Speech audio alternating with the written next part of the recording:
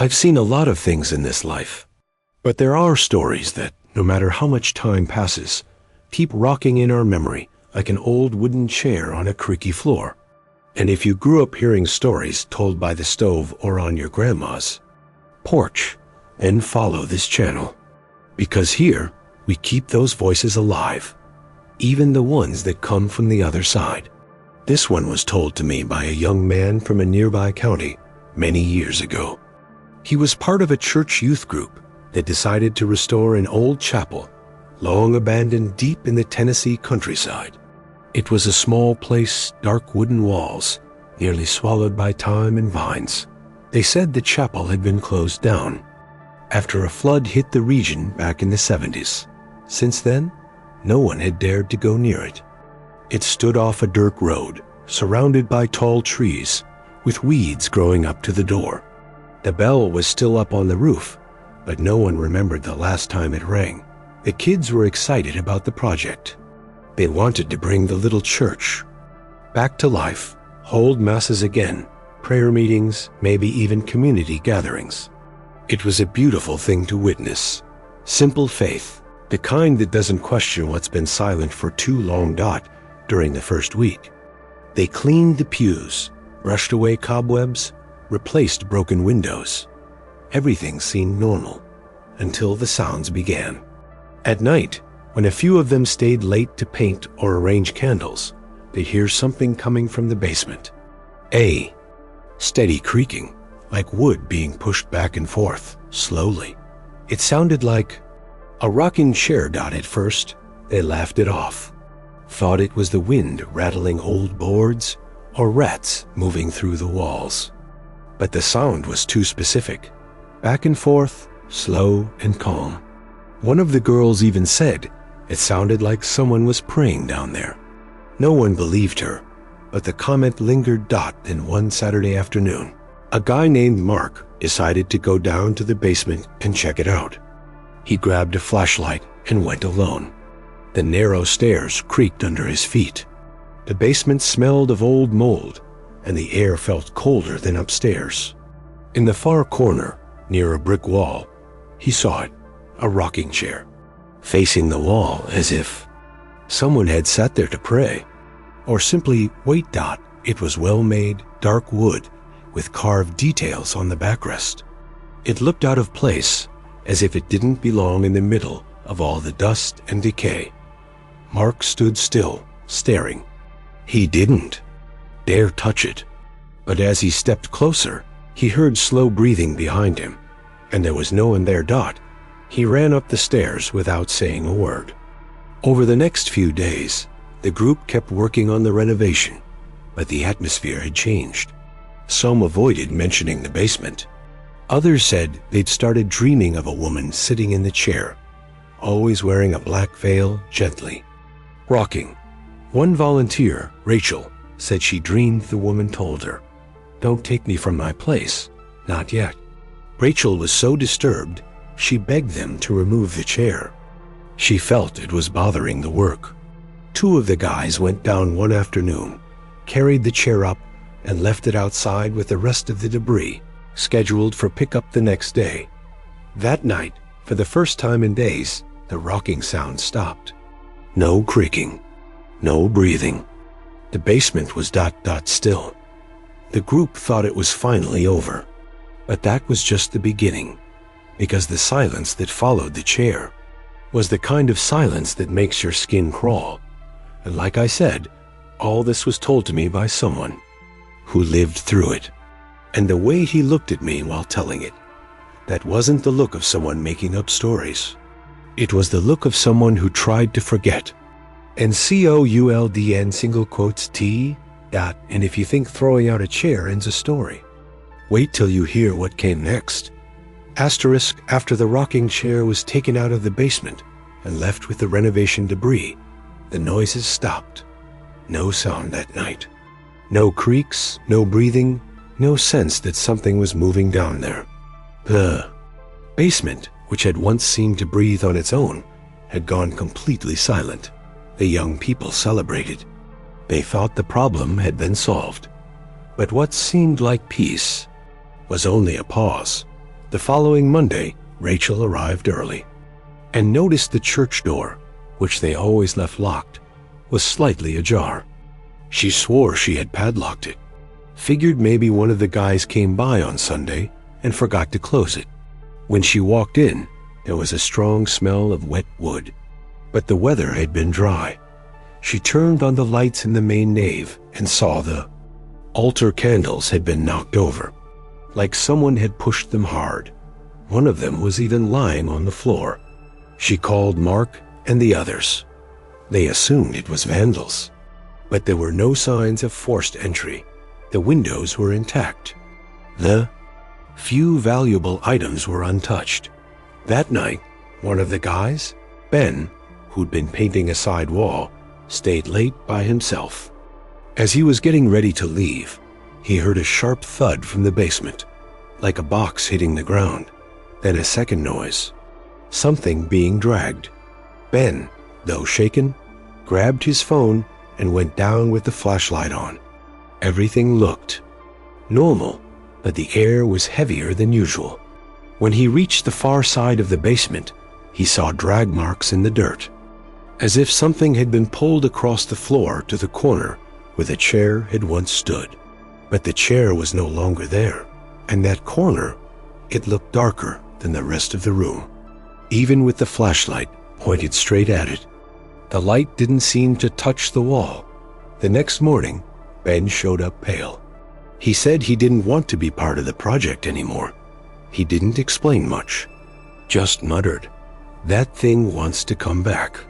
Rachel, who had been the most sensitive to everything from the start, became even more unsettled. A week later, she was cleaning the altar alone when she heard footsteps on the floor above.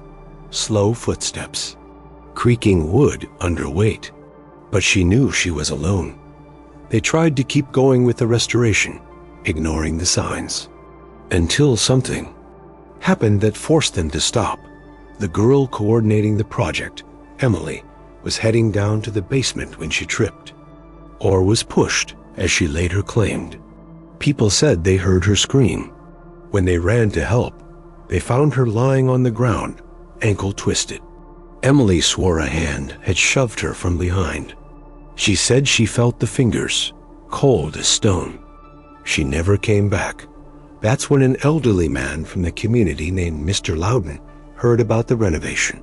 He was around 80 and had known that church since he was a boy. He showed up with his cane and asked, straight out, "Did you kids move Mrs. Meredith's chair?" The group went silent. None of them really knew what he was talking about.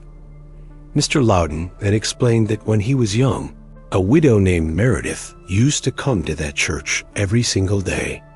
She always sat in the same rocking chair, one she had brought herself, and placed it in the basement where no one would bother her. They said she would spend hours there, praying for her 3 sons who had been sent to war. She waited for letters, waited for a sign, but none of them came back. Time passed, and Meredith began practically living in the church. She'd nap on pews. Neighbors would bring her tea. But it was in that basement where she spent most of her time. Sitting in that chair, rocking, praying, weeping, waiting. That's where she died. Sitting, wearing her veil. Eyes open, staring at nothing. People say her heart just stopped. She had nothing left to wait for. She was buried in the town cemetery. But the chair stayed. No one dared touch it, out of respect or fear. And there it remained for decades, forgotten, until those young people moved it out. After Mr. Loudon's visit, the church was abandoned again. The volunteers didn't return. Rachel got sick. Ben moved away, and the chair, well, that's the scariest part. The chair never made it to the town dump. It was gone. Or maybe it went somewhere else. After Mr. Loudon told the story of Mrs. Meredith and how she died, sitting in that same rocking chair in the church basement, things were never the same again. The youth group dissolved. Rachel began having anxiety attacks. Emily, still limping from her injured ankle, said she dreamed every night of a woman's eyes staring at a wall. Ben, the one who had seen the drag marks on the basement floor, left town without a word. But what haunted them the most was the missing chair. They had placed it outside the church, along with the garbage. It was there on a Friday morning, ready to be picked up with the renovation debris.